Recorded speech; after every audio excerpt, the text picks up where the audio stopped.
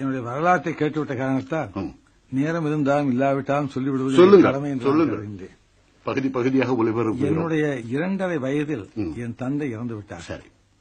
என் தந்தையும் தந்தைக்கு உயிரூட்டிய அறிவை தந்த பாட்டனாரும் சரி பெரும் லட்சாதிபதிகளாக இருந்தவர்கள். சரி. பெரும் பணக்காரர்கள். சரி. வசதியும் வாய்ப்போடும் இருந்தவர்கள். ஆனால் மருமக்கத்தாயம் என்ற காரணத்தால் கேரளத்தில் சரி குழந்தைகளுக்கு தனது தந்தையின் சொத்துக்கள் இல்லை என்ற காரணத்தால் மாமாவின் சொத்துக்கள் நாங்கள் அனாதைகளாக்கப்பட்டோம். சரி. என் தாயினுடைய அரவணைப்பில் தான் நான் வளர வேண்டியிருந்தது. சரி. என் தந்தை மேஜிஸ்ட்ரேட்டாக இருந்தார், பிரின்சிபாலாக இருந்தார். சரி. பிரின்சிபாலாக இலங்கையிலே பணியாற்றும் பொழுது கண்டியிலே தான் நான் எந்த தொடர்பு? கேரளம் ஆயிற்று, தமிழ்நாடு ஆயிற்று, இலங்கை ஆயிற்று. இலங்கையிலே நான் பிறந்தேன், கண்டியிலே தான் பிறந்தது. சரி. 2.5 வயதிலே தந்தை இழந்தேன். அதற்கு பிறகு 4-5 வயதிற்குள்ளேயே நான் தமிழகத்திற்கு வந்துவிட்டேன். என்னை வளர்த்த வேலுநாயர் என்பவர் அங்கே போலீஸ் இலாக்காவிலே போலீஸ்காரா பணியாற்றிய காரணத்தால் அவர் ஆதரவிலே நாங்கள் வளர வேண்டியிருந்தது. சரி.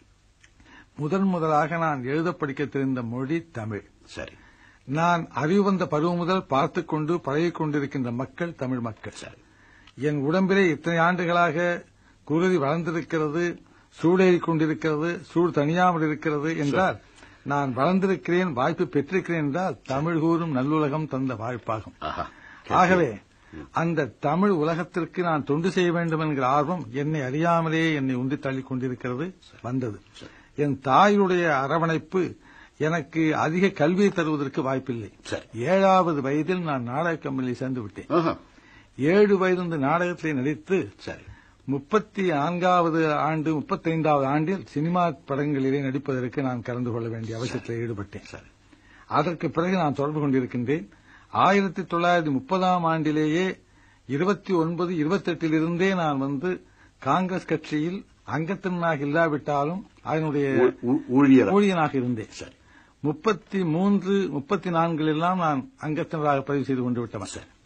அதற்கு பிறகு சில நாட்கள் இருந்து எனக்கு அங்கே செயல்பட்ட முறைகளிலே சில குறைபாடுகள் கண்டதாக நான் எண்ணியதால் அந்த விருப்பு வெறுப்பற்ற நிலைமை நான் வளர வேண்டும் என்கிற காரணத்தால் நான் விலகி அஞ்ஞாதவாசம் என்று சொல்வார்களே அதுபோல் அரசியல் தொடர்பு இல்லாமல் இருந்து கொண்டிருந்தேன். ஒரு 4-5 ஆண்டு அரசியலில் இருந்து ஈடுபாடு இல்லாமல். ஆனால் நான் கதர் கட்டுகின்ற காங்கிரஸ்காரனாக இருந்தேன். நான் ஒரு தேசியவாதியாக எப்பொழுதுமே இருந்து கொண்டிருப்பவன். அது மட்டுமல்ல, மகாத்மாவின் கொள்கையிலே பிடிப்பும் நம்பிக்கையும் கொண்டவன்.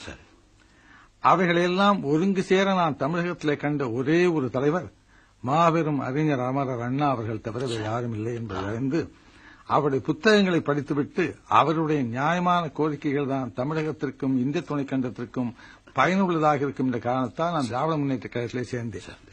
அண்மையில் 1972ஆம் ஆண்டு அக்டோபர் 10ஆம் தேதி அன்று குற்றமற்ற நான் வெளியேற்றப்பட்டேன்.